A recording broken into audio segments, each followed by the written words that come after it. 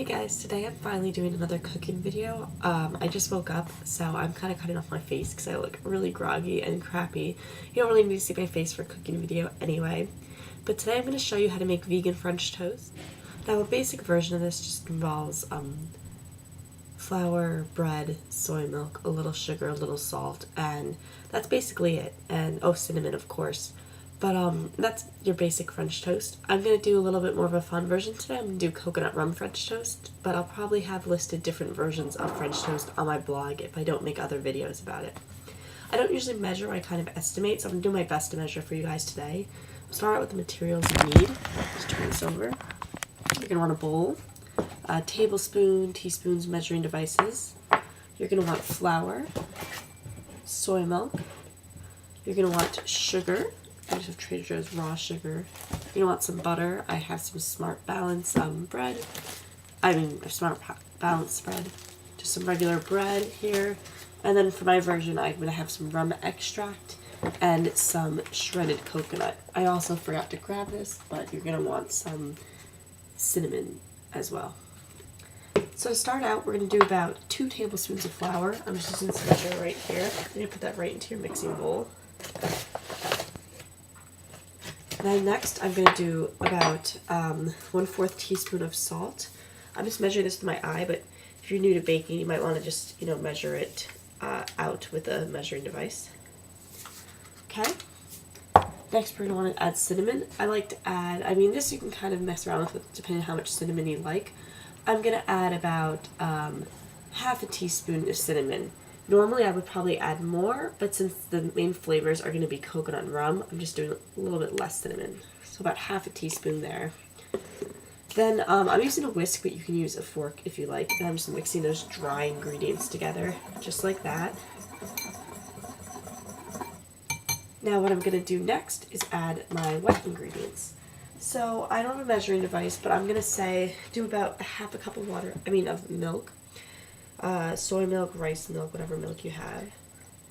So once I've got 1/2 cup of that in, I'm just going to stir it. And you want it to be mostly liquidy, but you want it to be not very thick. You just want that flour to exist as a thickener. This kind of replaces the eggs in the French toast to give it that nice crust. So I'm going to mix it up, and it seems decent. I'm going to add a little bit more flour because I like a slightly thicker crust. But generally, I'm going to show you right now what it's going to look like. And it's going to look like this. Meanwhile, by the way, I have a large pan for the French toast. I have it heating on low because you want the pan to get nice and hot before you put the French toast on there. So now that that's in there, I'm going to add my rum. I'm going to add about 1/4 teaspoon of rum extract. So just a little bit. And then as far as my shredded coconut goes, I'm going to add about maybe 1/4 cup, a little bit less. Again, I'm eyeballing it, but these are about the measurements that I would do if I was being a little more precise. And again, I'm just going to mix that all together with my whisk or with your fork. And that should be good.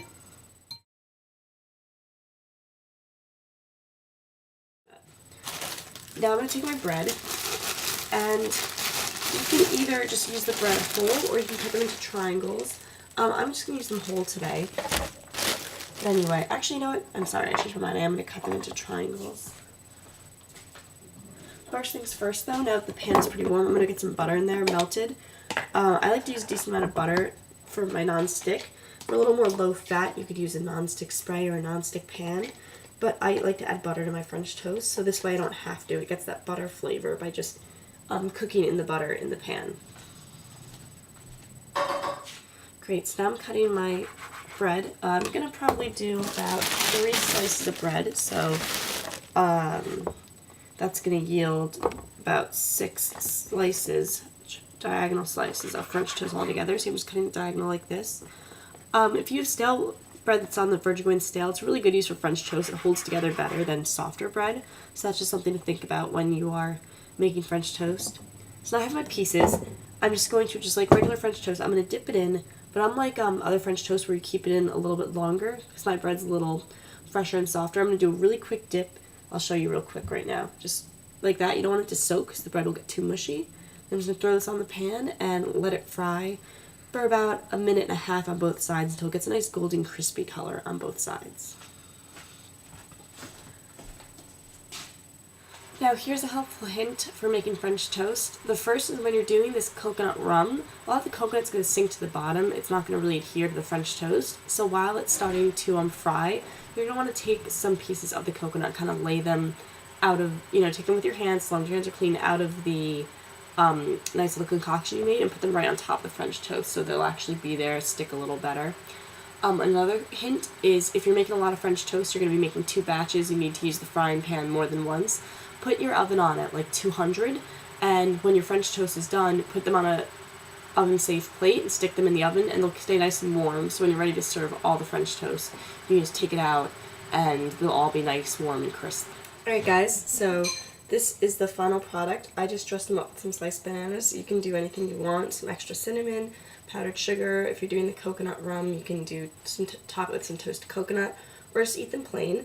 So I just have them like this, and I just serve them with a little bit of maple syrup. I don't really use butter because I use the butter in the pan to cook them, which kind of gives it that flavor. But this is the final product, and I hope you guys enjoyed this cooking video.